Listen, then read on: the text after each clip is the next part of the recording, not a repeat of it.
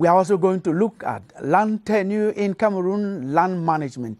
In the country, we have clashes between the various stakeholders, the state, the traditional authorities, and the other local communities.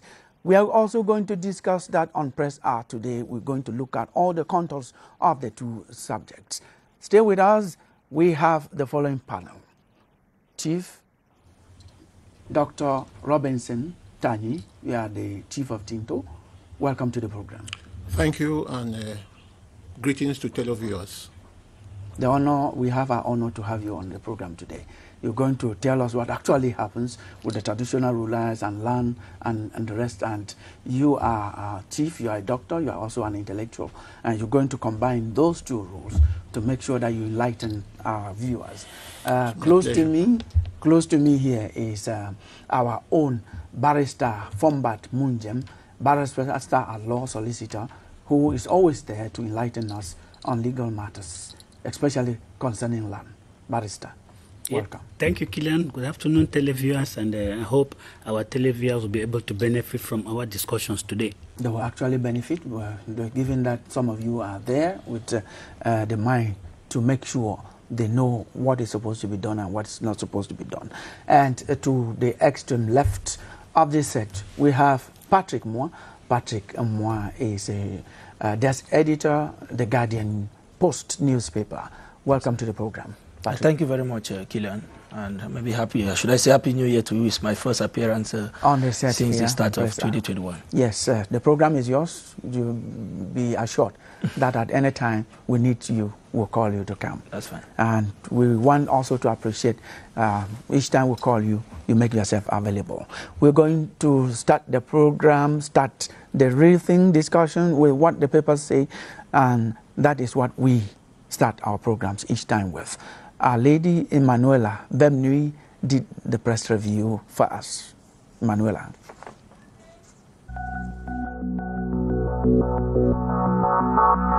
The press in Cameroon got busy the weekending as always, churning out news reports across the board to keep their audience on the know. Cameroon Tribune headlines horror on the Dschang-Sancho highway as 53 perish in Sancho Road accident on the horizon. To the Guardian Post, 53 roasted in accident involving truck transporting illicit fuel. Then Bia consoles Dschang accident victims on the Chronicle Times. Fresh atrocities are reported in the northwest as men in military attire slaughter 4 teenage boys on the Guardian Post. To The Voice, army kills 4 children mistaken for terrorists. But army spokesperson says murdered Bamenda teenagers were terrorists. On the horizon, The Voice weekender headlines unruly soldier who shoots above the law in Womb. Then an explosion injures 2 in Bamenda on the Herald Tribune, and panic grips Limbe after 2 bomb blasts on the Post weekender. The Chronicle Times simply presents the Anglophone crisis as a struggle yesterday, armed robbery today. Before Queen Mother's intensified denunciation of these atrocities in the northwest-southwest on Cameroon Tribune. Then the Bamenda business community tables tough conditions to ending ghost towns, such as assigning a police to each businessman on the Post newspaper. 2 lists are to compete in Menoa partial regional election on Cameroon Tribune, just when Regional Assembly executives for the Northwest-Southwest officially installed on Dschang. The Herald Tribune quotes Northwest Regional Assembly President, "We have begun business in earnest." Professor Fru Angwafo III on the Post, "Nobody will dictate to us from Yaoundé." Then Southwest President Zacchaeus Elango, "We are starting work right away." Cameroon Tribune takes its readers to discover the pioneer Secretary Generals of Regional Assembly. Just when CFA 1 billion road project abandoned in Bimbia on the Star newspaper at a time military separatist care kills Shan momentum in Southwest on the Post newspaper. Limbe groans under water shortage, heavy security as Shan fallout on the Sun. Cameroon then records more COVID-19 cases, 7 deaths on the Post. Then Ndian records first COVID-19 death on the Crown. The visit of the Vatican Secretary of State, His Eminence Cardinal Pietro Parolin, to Cameroon, the need to ease access to land for refugees, women and IDPs by government, the promise by Japan to support reconstruction of Northwest and Southwest, the qualification of the intermediate lions for the Chan quarterfinals, and the 856 billion CFA francs revenue generated by customs in 2021 form stories reported by the papers this week.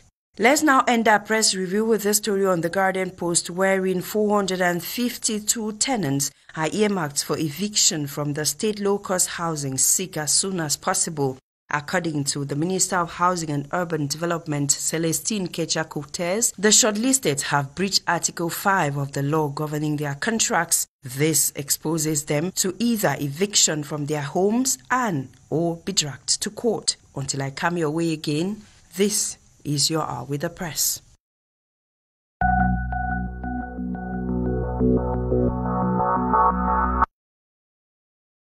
Thank you very much, Manuela Vemnui, for the press review. We're waiting to have you next week, Sunday, for another edition of Press Hour. We're going to go straight into the discussion. The first topic is road accidents. Is enough, not enough?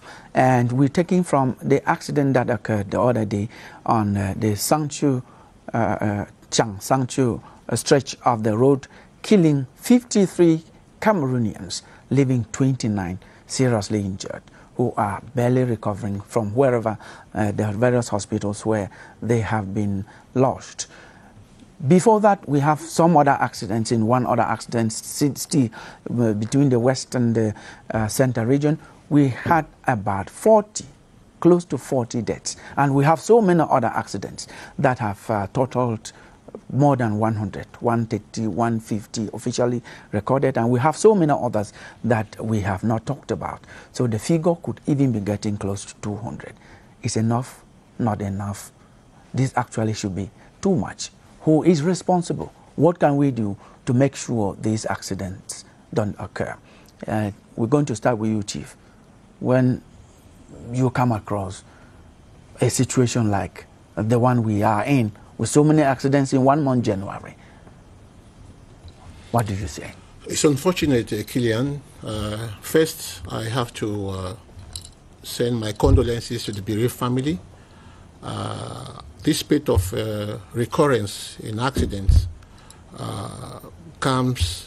it's a real worry. It comes at the end of the year. I can imagine the pains in the families affected. It is also difficult to want to pinpoint a finger at where these accidents come from. It is true we have bad roads. If we want to compare accidents between the tarred roads and the untarred roads, it is more with the untarred roads. Yes. It is more with the tarred roads than with the untarred roads. Than with the untarred roads. Yes. And I think that, some people say it is because of night, because most of the 3 last accidents happened between 1 a.m. and 3 a.m. Yes, we'll talk about that. That's part of what we're going to actually look into deeply, Chief. Just your reaction to the accident, Barrister. Yeah, I think, like we say, accident means involuntary acts. But behind such involuntary acts, there is human conduct that leads to such, which, if we look at it keenly, we'll discover that 80% of our accidents are due to human conduct, due to negligent human conduct. If we go memory lane, you will discover for every accident there is something that was not done, that if it was done, the accident would have been avoided. Okay, that's actually, as I told Chief, we're actually going to look at those things. I just want your first reaction. How do you feel? Sadness? No, but no human being can be indifferent. It is a feeling of pain. We share our empathy with the bereaved. It is actually a painful situation. Nobody will actually condone, nobody will be happy seeing accidents. Nobody actually, we share in the pain with the bereaved families. Patrick? Yes, just in line with what the barrister said, the incident at the Sancho here in Dschang left everybody in pain. The carnage the carnage was so disastrous to the extent that people were consumed by fire beyond repair. So you can imagine, it's not just like losing a loved one, but not being even able to give the last respect to the persons who lost their life. Like Emanuela said, it is really tragic. Yeah, roasted. Indeed roasted, because we saw body bags, we saw people being bothered like common commodities, and so it's like you just said, the last 2 or 3 months have really not been fair with us, because we have recorded, I think, the incident around the Dschang, it is the highest number of deaths ever recorded in the past 5 years in a single road accident, and I think that it calls for more action to be taken to prevent such incidents from happening. Yes, most of the accidents Chief Robinson started talking about, most of these accidents that we are discussing here, they happen at night. Mm-hmm. Can we are still with you, Patrick, blame the night for these accidents? I would not want to blame the night. I will not, it's a two-way kind of affair. I would not want to think that those accidents occurred because it was at night. For example, the latest accident, we are being told that it resulted from a head-on collision between a truck transporting fuel, illicit fuel, as we are made to understand. And but that was at night. And a 70-seater bus. I'm just saying that we will not want to imagine that. It's not the first time that this debate about night travel is coming up. Remember, some years back, the then Minister of Transport, Beluboa Maigari, had banned night travels in this country, and that ban did not last up to 1 month. It was reversed, and I think that we appear to be chasing the shadow and allowing the object. If we think that the reasons why we have such tragic incidents on our highway is because of night travels. The world over, people travel at night. It's not something that is peculiar. It's not akin to Cameroon. We are not inventing the wheel. We concede. Patrick will concede. But the fact is that at night, visibility is bad. The roads are bad when visibility is bad, and that stretch of road, Dschang, Sanchu, actually you have fog. The fog that you have, that part of the road is in such a way that you actually don't see. So you still don't blame the night. Those are all contributing factors, but I think that the night, because if you want to go by that assertion, what about those that happen along the Yaoundé-Douala highway on the daily basis in broad daylight? The last one that killed about 7 persons, and even the other accident that killed five school-going children here in just near Bamayo in Yaoundé, it was during the day. We might think that we might want to be apportioning the blame, but I think that the real issues are there, like we are going to handle in the course of the program. Yes. Where the error come from. Yes, Barrister will handle other issues like Patrick says, but we're still on this night. I want to insist that night has something to do with the gravity of these accidents. Oh, what we must understand is that it's true that it's more prone to have accidents in the night than in the day. The first point. Secondly, in the night, there is less possibility of assistance in the night because there are no people there to be able to rush the victim to the hospital. That one I understand. In the night, the visibility is less, it's less compared to the day. That one will agree. But it is a question of the transporters making sure that they adopt their transport mechanisms to the unfavorable on the favorable conditions of the night. Because, like he said, that night journey is everywhere in the world. Most travels, even air travels, are most of the time by night. So what we need to do is to make sure that the transporters, they actually adopt themselves to the unfavorable night conditions. You get the drivers to rest well. You make sure the lighting system, the vehicle is in perfect order. And my problem even is with the control. Mm-hmm. I think the problem here we should even look at the responsibility even of the state with regards to control, because if we take the last accident where we lost 50 souls because of a truck, 53 souls because of a truck transporting illicit fuel, I'm sure that truck went through a series of controls.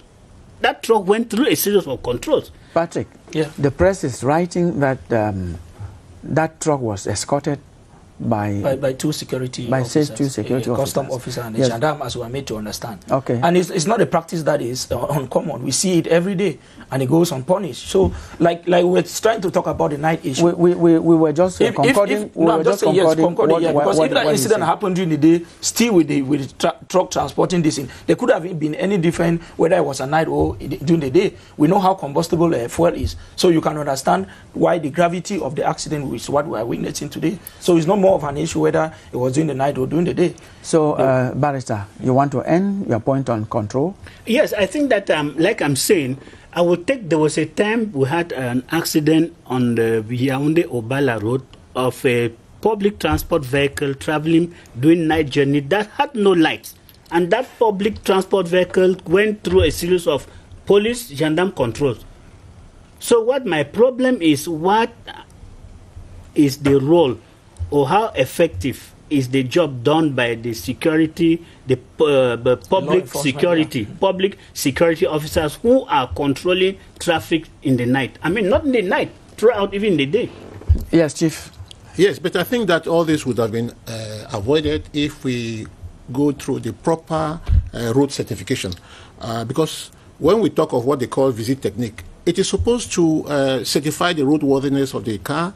And unfortunately, I've never also seen where they certify the visibility of the driver.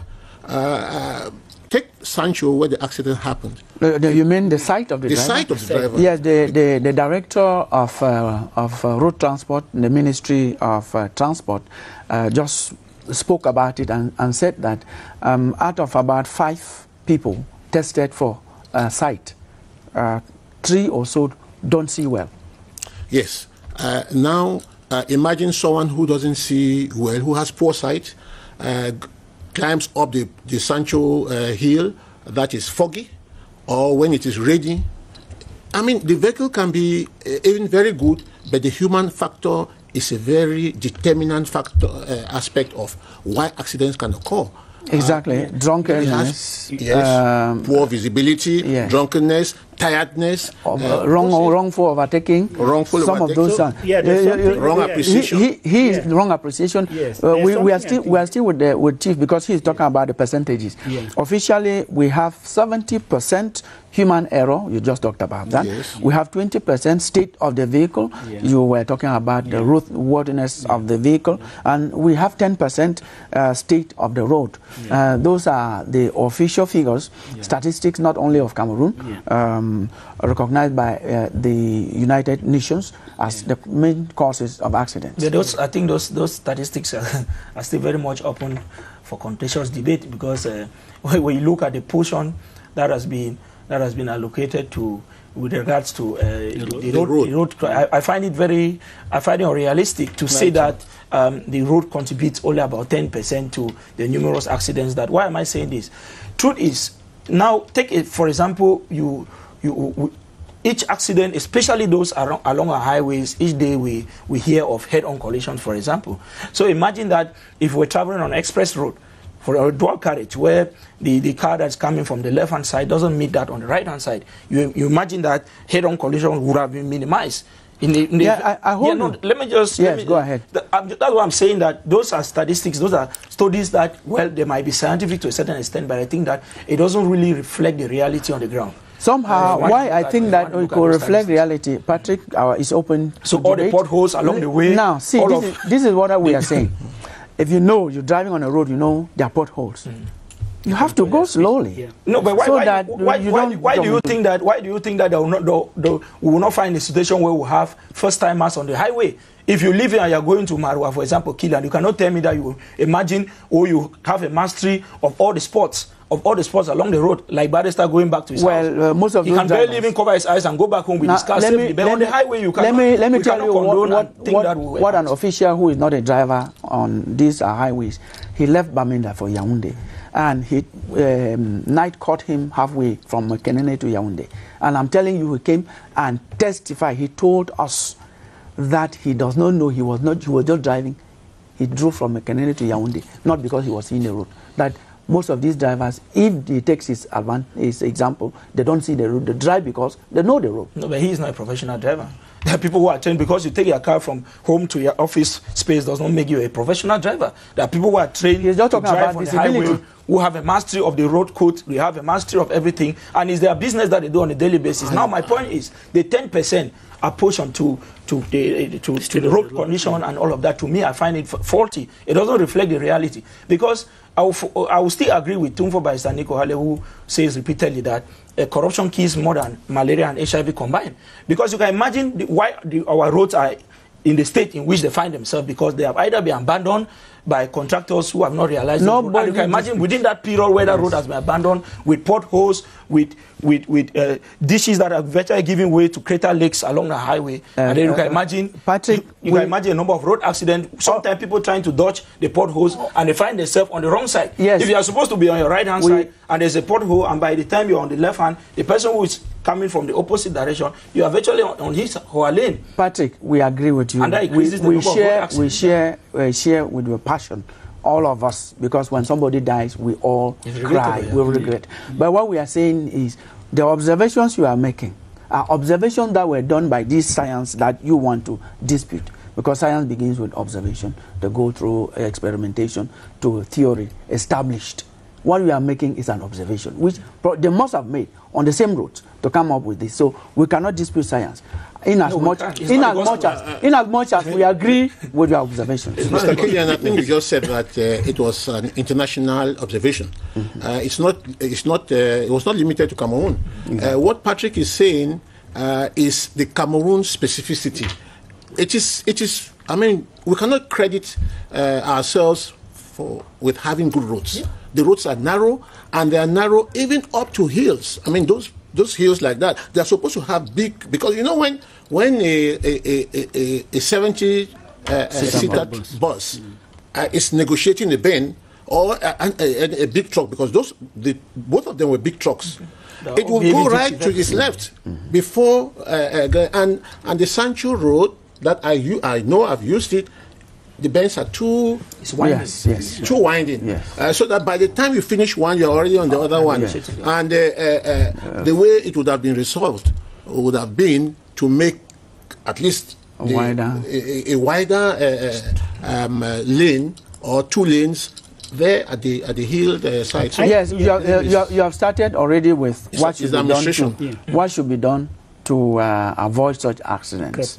Enough is enough. That's why we are saying improve on our roads. Okay, then what again? Yes, I think, Killian, you said something that put my attention, that the drivers were controlled, and out of 5 drivers, 3 were not, they didn't have good visibility. Yes. You see, it's an idea coming to my head now, a reflection. When we talk about roadworthiness of a vehicle, it is done periodically. For public vehicles every 6 months, private vehicles every year, which means after every year, your vehicle has to be sent for the roadworthiness to be tested.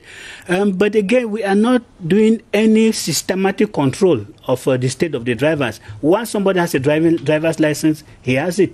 So I think that we should also be reflecting the possibility, particularly for public drivers of public transport. They should be able to go through some medical control after a certain period of time, controlling their visibility, controlling the level of their alertness, controlling particularly the alcoholism, the aspect of alcoholism, the alcohol that they take. I think that it's a reflection, we should also be reflecting on how to put in place such mechanisms. I think that also is done, maybe not enough, because I have links with the National Gendarmerie. They have alcohol tests. Each time they suspect a driver, they test him. And if it's possible, he stays on the spot for 2 hours to make sure that it's dissolved. Some are not living in the same country. Those things only happen when the minister goes out for those routine, sometimes monthly checks. On a daily basis, on all our roads, on National Road number 11, number 6, do we have all of those mechanisms to test for alcohol and all of that? It's not the reality on the ground. So the point is, like I said, we are now on solutions. We are on solutions. We are sharing the blame. But government will return home with the majority of the blame. Because now when you look at what kind of cars do we import to begin with? Cars that have been used for how many years? For 18 years in Europe, and those are the cars that are sent to Africa as a dumping venture. Now, the tires that we import, what are the qualities of the tires? You take a car here, you have the impression that it's a new car, I just bought a new car. But that's a car that has covered thousands of kilometers. So the problem is that of reinforcing the law, because the law exists. On custom, what do we import? There are countries that are already taking steps, like Ghana. It is not any kind of car that gets into their space. You know, but what kind of cars do we have here? You talk about the minister has gone and he has sanctioned a company, a transport agency that was involved in an accident. The next day, you see they just go take off the logo and the car is back on the highway. Yes. There's no control to ensure that, okay, we have said that Avenue Voyage has been banned, or Omena Voyage has been banned. We go there every day to check. We go seal the place and we ensure that those cars do not leave that place. But the next day they're back. So what should be done in that? What should be done? Government should enforce control. Government should enforce control at the level of even entry. The kind of cars that we bring in here. Most of the cars that we have here are off-the-road cars. Cars that have been used and already worn out, to the extent that they produce a lot of, even cause a lot of environmental damage. That will sanction you and some of us. No, you and some of us. It's better I stay for long without a car than to get into to buy a moving coffin. So we have to be serious. It is not just enough to own the car. Now he was talking about the technical, this thing what they call visiting. A car 6 months, you cannot guarantee for a car that covers 200, 300 kilometers on a daily basis for transport, and you have to control it after 6 months. So you can imagine within the first 4-6 months, the transformation that car, the state of the car must have undergone. So we need regular check. And not even about the driving license. In 2018, the Minister of Transport came out with a communique saying that there were 7,000 fake driver's licenses in circulation. It is worrisome to imagine that we have people who are in possession of driver's license who have not undergone the rigorous test and who are not worthy to have those driver's licenses. So you have people moving around with driver's licenses, cars moving around which are moving coffins, and we find ourselves in them just because we have to move from one place to another. Government needs to take more steps to control who gets a driver's license. People are in the car wash point and they take the cars, they just go out to park, the next day they're already driver. Just because you can maneuver, you can turn the car around. We have to be serious. The law actually, and in cases of road accidents, gives the judges the possibility of withdrawing driving licenses from the hands of drivers. I don't know how many judges have successfully withdrawn driving licenses from the hands of regular drivers. We don't see that. My second point is, I think we have a problem with the morality of the traffic police officers, because I don't understand how a faulty car will go through a series of police controls to go and get an accident ahead. I think that we need to work on the morality of the traffic police control of officers. The last solution. I think even understanding the traffic police officers are just being sent from one office to the other. We used to have properly trained, capacitated traffic officers whose job and profession was just around road traffic control and the person's driving. So the high time we make a specific unit for traffic, the better, because today it is more a place where some people go to look for money, and that's why everything goes. Everything goes. Enough is enough. We think that measures should be taken. Whoever it's in their position to do that should be done. The public administration, the driver, the transport agency owners, and even the passengers themselves. We should do what we are supposed to do to make sure that we curb or even stop road accidents, because we think that enough is enough.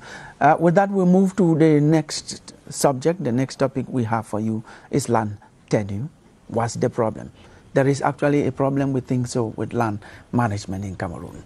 After this report by Constantine Baum, we're going to get into the discussions. Watch this.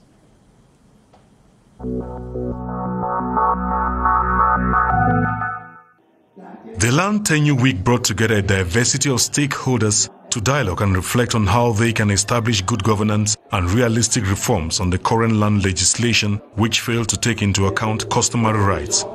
All stakeholders involved in local management will work together in one hand.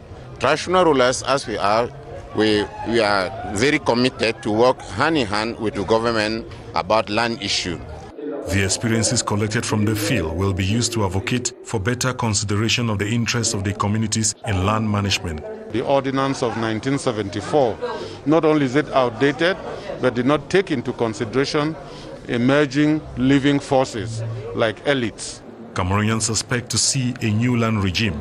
We are now working on the draft of the new, let's say, land law in Cameroon. Now, on these days, we're working to create conditions for the best use to improve the management, the land management today, and how to keep this land available for new generations in peace, within social cohesion at the local level and at the national level. Several workshops organized between these diverse stakeholders made up of traditional rulers, private companies and ministries directly or indirectly involved in land issues, community leaders and the media. We have to use land for development, and at the same time people living in the same environment should try as much as possible to sit down and work together. The project is carried out by Landcam in partnership with other key stakeholders with the overall goal of establishing good governance in land management.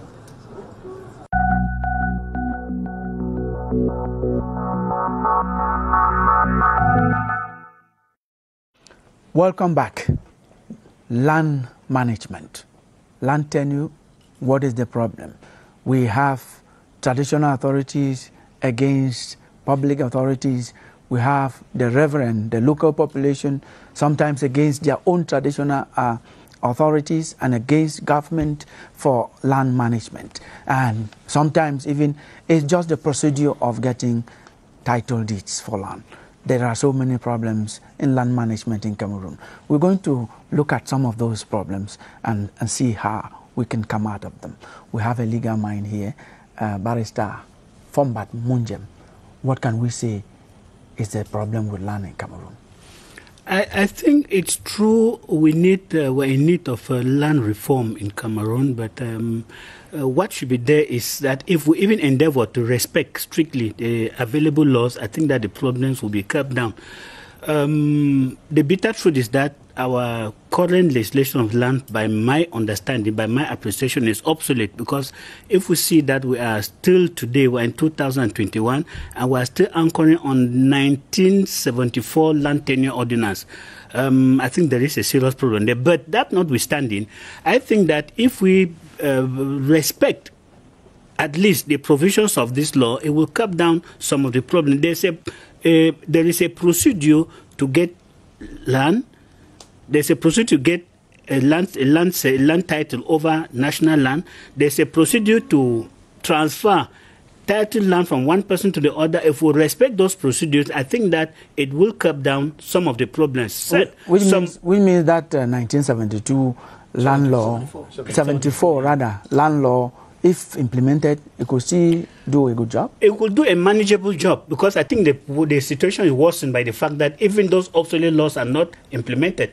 If those obsolete laws are implemented, I'm sure that they will have a curb in the current problems with regards to land transfer and ownership. But still, there is a need for serious reform, there's a strong need for serious reform on land. This week that ended was Land Tenure Week that handled some of those things, and the stakeholders that attended the week-long seminar and colloquium and the rest, they are proposing a new land reform in the country, probably to solve those problems. But before we handle some of those things, you are talking about the 1974 land law.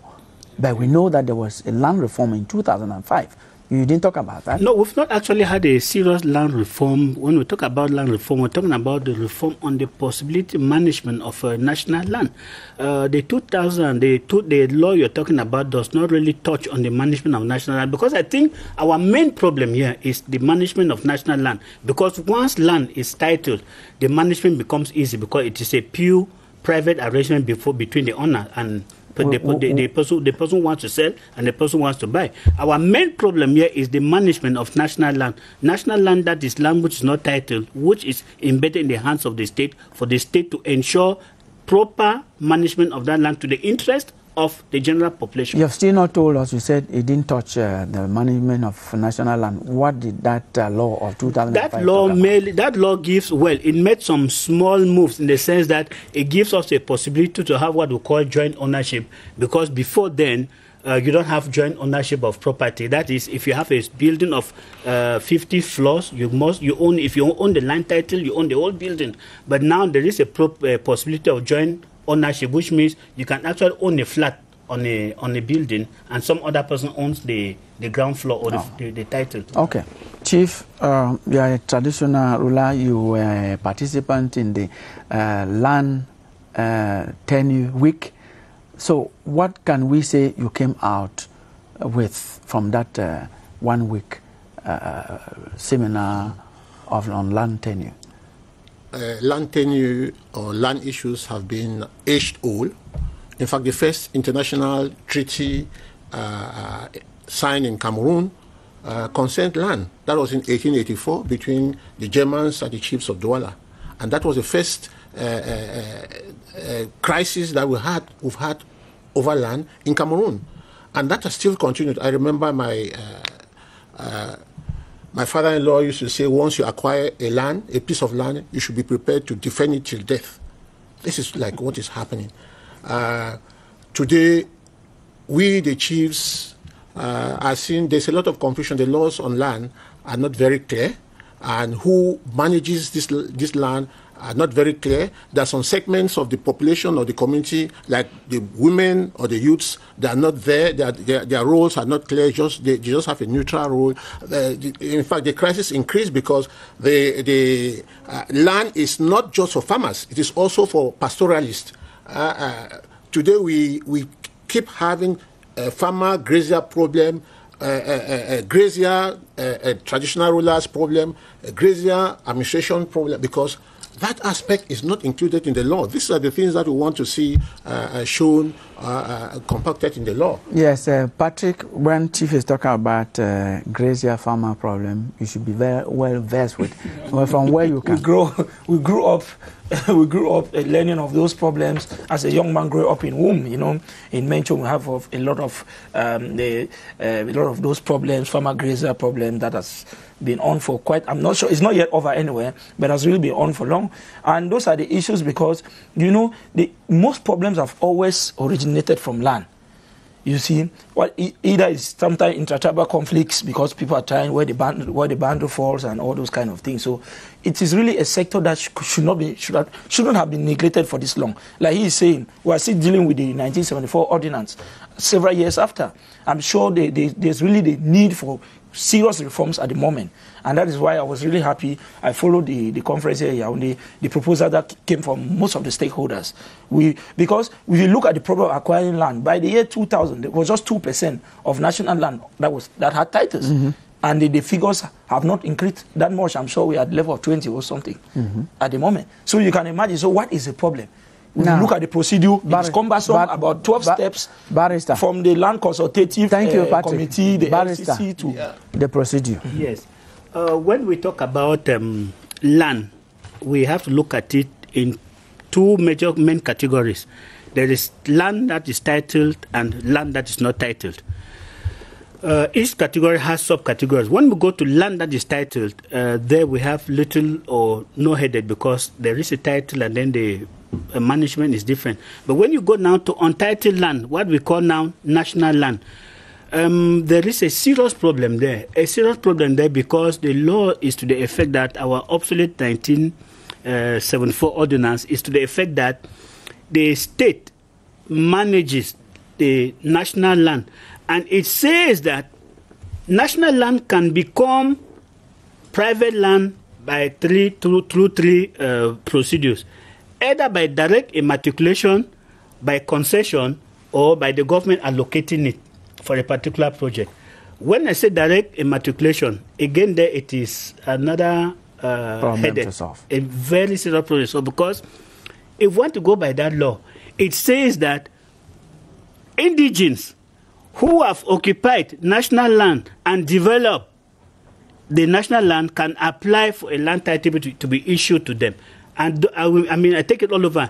Indigenes that have occupied land before 1974 and have developed that land can apply for a land title to be issued to them. Is that what they call ownership by occupancy or something? Yes. Oh, no, not ownership by occupancy. That is, well, if you are on national land, you are barely exercising the right of occupancy. You don't have the right of ownership. Okay. But the law says if you can prove that you are indigene, you occupied that land before 1974, and then you have developed that land, then you can apply for a land title. If I do a simple arithmetic calculation, which means as of today, nobody below the age of 70 is qualified to apply for a land certificate over national land. And not even the children of those. Not even the children, of course, because the law says it is the indigene who has occupied and developed it. And then when you say indigene, which means you have, if you, Killian, I don't know when you left your village to come to the city. Me, I think that I've not about 40 years. Me, I mean, I'm from Momo Division. I'm from Momo Division. Yes, I'm from Momo Division. I think that I'm from Momo Division. I think that since 1982. I've been in Yaoundé for 30 years. Yes, I am from Momo Division. I left primary school in 1982. I think so, and I think since then I've not spent 3 consecutive months in my village, which means there's no possibility that I could have been there and developed the land before 1974. The second part is a concession. The difficulty with concession is that you must come out with a visible project and you apply for the government now to authorize you, first of all, to occupy. And they give you a certain period of time within which to develop that project. And if the project developed to the satisfaction of the government after the approval, then that title can be given to you. Mm-hmm. So again, there is still that difficulty. It means that it is left only for those who have a project in hand, who have the means to be able to develop the project, who are qualified to be able to have the third. The third one now is a simple one. It's a government. The government has a right to allocate. The government can decide to allocate a portion of national land maybe for public use. The government can allocate a portion of national for its own use. So that one, it is more of what they are doing with the CDC. Now, with what you have explained, I move over to Chief Robinson, Chief of Tintombu. You are chief by right. When he was talking about this, I didn't see where he brought in the chief in the process. So where are you in that process? Yeah, we have been crying aloud since 2009 on the need of putting the chiefs, the traditional rulers, at the center of land matters from when it starts, the consultation, to when it ends. Now, where are the chiefs? We are only involved at the stage of probably giving the land occupancy or recognizing that someone has a land within our jurisdiction. And again, what is the jurisdiction? It is not clear. When the government brings out its subdivision, its division, its the region, there are clear-cut boundary marks to avoid conflicts between them or between the administration. But the chiefs, until today, do not know where their surface area ends. It is not credited in writing. It's not legalized. So it is just a way of promoting conflicts, inter-village conflicts or intertribal or ethnic conflicts. And there, at the level of when they are actually wanting to materialize the land certificate, when the land consultative board comes, the chiefs is there alone, permitted to come with just 2 of his notables. And then the rest of the other members, I mean, in a team of 10, if you have 3 chiefs, the rest are people of the administration. And that's where we say we are a bit marginalized, because the head of the team of the consultative board is the divisional officer, and he comes and, of course, no one in his own sub team can be able to say something against him. Yes. So that's the sense of marginalization, numeric marginalization. 7 against now, Chief. 3. Now, you chiefs is not chief as an individual now. You are the custodian of the tradition, and by custodian of the tradition, it includes also this land. But we know, as you're saying, you have been pushed to relegated to the corner. but we know of chiefs, this is real, who just give out the community land to people they sell. Amass a lot of wealth. Yes, amass wealth instead of taking care of their own. What do you say to some of those your colleagues? Are you aware of that? Yes, I'm aware, but I also want to still say that the land law is not helping the situation, because even the whole of the territory, go to Rebuba, you cannot touch a piece of land without the chief, the Lamido of Rebuba knowing and crediting it, and this the government knows. And nobody is raising a finger. Come to my own area. Of course, my land is for any type of a person, Jack, Jill, or Harry. And this is the kind of disturbing management or land governance that we are seeking to change. Yes. Now, you just asked your question. I want to say that, yes, there are some chiefs who, in complicity with the administration, especially in our own southwest, in complicity with the administration, get concessions from the government, from CDC, from the government, from CDC through the government. They call it CDC surrender. And this has been actioned by the senior divisional officers. They get this land and they do sharing. Now we are aware of the situation. Recently, yes, Chief. I want to say that that is why we are pointing the law that land should be made. It should be a community land. It's not community ownership. It should not be in the name of an individual, be he the chief of the village, because that is where he has title and can transfer title. But when it is community property, community owned, he has to gather the whole village, if not the notables to be. Good. So it's a break. We know that, and we are aware that about 18 title deeds have been annulled in Fako related to what you are saying, and so many others are coming up. It took the community to come up if we look at Article 8 of the 1974 Land Tenure Ordinance, it states clearly, unambiguously, every deed of conveyance or the transfer, every transfer of land from one person to another must be done by a notary public. And it is strictly prohibited for a deed to be drawn over land that is not titled. This law punishes even the public notary that signs a deed over a land that is not titled. So the question I'm asking is, how does the chiefs, how do they transfer this land if the titles are not in their names? If the titles are not in their name, then those transfers are null and void. Let me answer. Barrister is asking a question. No, just came in. You flew into the country today. Let me say what is happening. I think what is happening practically, like I said, the government has a right. The government has a right to expropriate land. The government can expropriate private land, or it can issue a title over national land in the name of the government.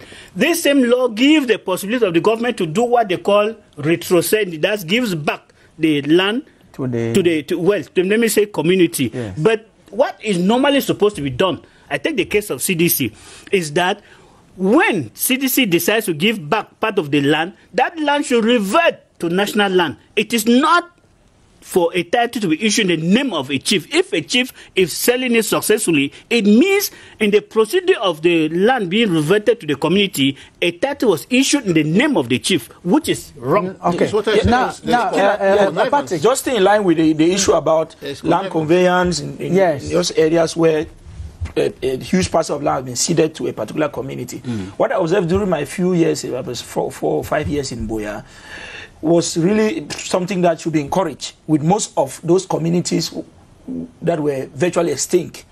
So when land was now ceded to those communities, most of the chiefs, in order to foster development, had to give out those land to particular individuals who were ready to invest immediately on those land. How did they give? How did the chiefs give? By way of the normal understanding, the tolerance, it's demarcated and people just exploit. Once you exploit the land, it is considered some kind of quasi kind of ownership over the land, but not full ownership because you have not gone through the legal procedure. But that was done to encourage development. Yes, in areas where the land was idle. They are ready to develop the land. It's not advisable to keep land to fallow in idleness. Exactly. What the barrister was saying is attacking the roots. You are saying, okay, if it is in the hands of the chief, then he can dispose it in that way, in the interest of the community, developing his community. But what the barrister is saying is the manner of which he acquires that title. Is he the right owner? Because if it went to the community through a community surrender, which goes to the government, public land, national land, then it would not. It will not be up to the chief to decide what to do. Now, barrister, what you've just touched there is very sensitive. You've said land that leaves one hand or one state to an individual without going through a notary public, it's null and void. So what do we do with the majority of people who have land they've constructed, they've developed, that they've not gone through notary public? Because that, I think the majority of Cameroonians, the law is clear on that. The only proof of ownership of land in Cameroon is a land title. Property or development is not proof of ownership. So if you build a skyscraper on a piece of land, if the title is not your name, that house is not yours. You should understand that. If we have, so what do you advise those people who have already all done those who have built? You need to go back.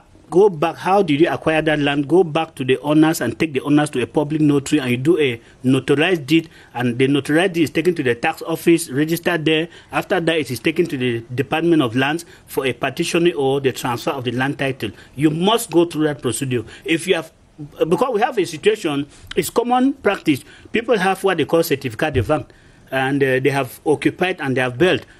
Sometimes it is from a land title that belongs to a community, I think a group of people.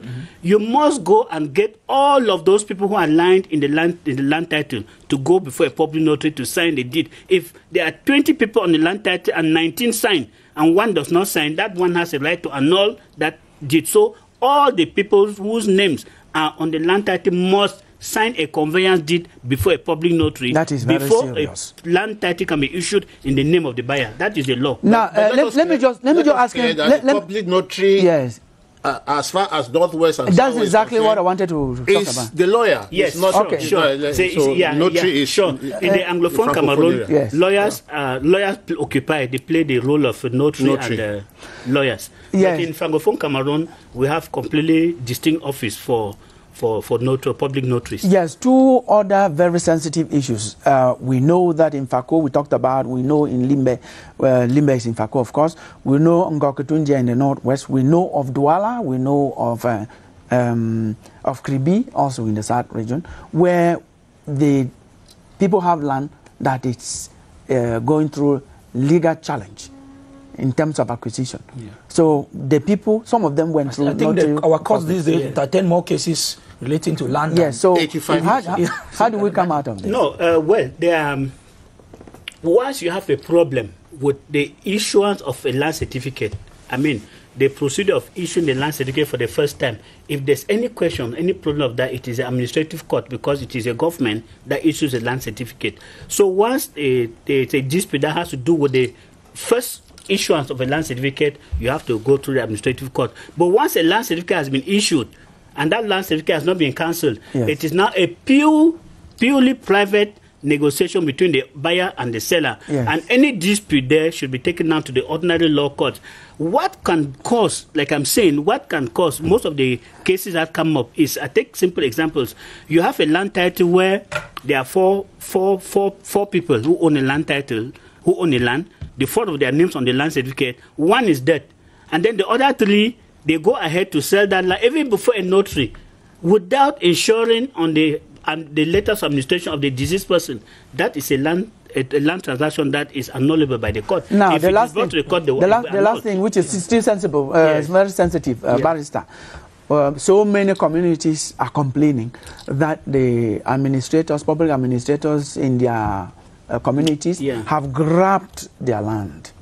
What is the law saying about that? There is a circular that prohibits a government official in administrative position from acquiring land in the area where he works. They are banned. They are not supposed to. It's easier said because those lands are not registered under their names. Well, we know the case of Fako. I did investigation on the Fako land grabbing saga, and we emerged with facts that current administrators who were there at the time had grabbed vast portion of land in Limbe and other areas around Fako, registered under the names of their girlfriends, their concubines, and their family members. So now it becomes so difficult to say that because... Is it difficult? It is difficult because it is even the same case. It is difficult because it is the same thing like prohibiting government officials being prohibited to do business with government. No, we know the number of government officials who are into business with government. So it becomes difficult in a country like Afrique. That one has a solution. That one has a solution. If a girl, Mrs. X, has obtained a land title, we just verify to see if she was qualified to obtain a land title. We don't need to find out whether it's a girlfriend to the J or not. So all you need to do is to verify if that girl or that person who acquired that land was qualified. I mean, I'm talking a case of national land. But if it's private land, what does it mean? I mean that if the law says that you must have been an indigene, you must have developed the land before 1974. It's the age factor, I'm sure about. Of course, because I mean that at 1974 you should have at least been 20 years. I see. 1974. I see. Now, thank you for clarifying that. So, especially we have nothing against the duos because those are people who are accused. The SDOs, the governors, and the rest, they have no right to own land where they sell. Of course, it is prohibited. That is very clear. Yes. Is there a limit to ownership of land as a citizen in Cameroon? I think that the law is clear that up to 50 hectares should be a citizen can own. But above 50, that's 50 plus any other number, it's the head of state to authorize the disbursement. But we don't have that happening. I want to come back to what Barrister was saying, to say that it's a very dodgy aspect. Before you go there, Chief, you're going to go there. Are you saying that people who have bought villages, that should be looked into? Because there are people who we are talking of the law, and if the court is seized properly, of course they should be annoyed. Yes, the point you wanted to make, you make the point. Injunctions. Yes, make the point because I was going to say that he was talking about the Jews. I want to say that's a very dodgy way of looking at it. Because they know very well that they are not supposed to, and so. In the negotiation with the chief, he said, say, 10 hectares or 20 hectares. That is what they know. He chooses because he's the one who has gone and fought for the surrender. So he chose the place that he wants. And also is the most fertile place. And then it is bare. Yes. Between him and the chief, he knows that this place. So he just tells someone is just always a middleman who sells it, and it goes directly in the name of the buyer. Yes. And so he or she is the one who's written in the land certificate. Yes. It is not as if the administrative officer had acquired the land before transferring it, because that would have. Thank you, Chief. Briefly, we are moving out of this program. Suggestion. We are moving out. We cannot discuss again. This is what I want to ask you as a question. There's a draft law on land in the making.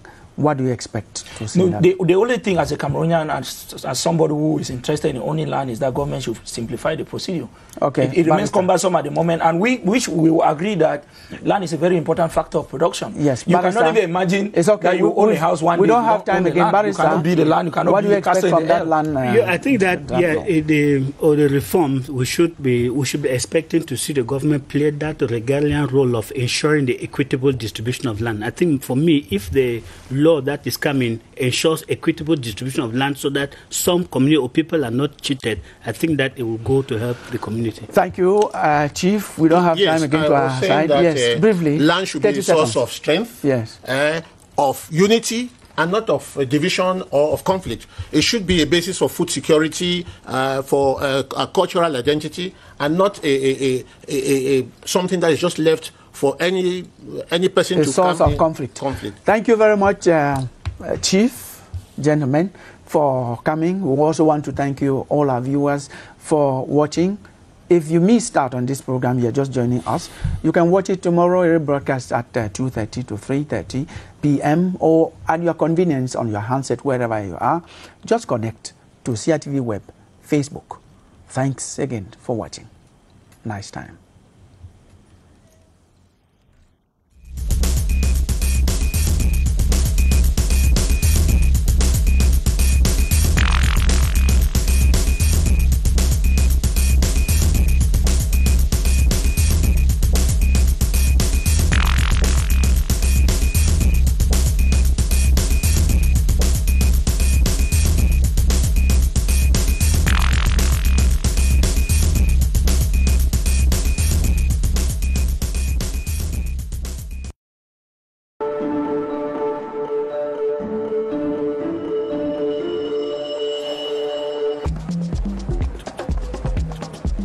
Il gagne avec un isbet.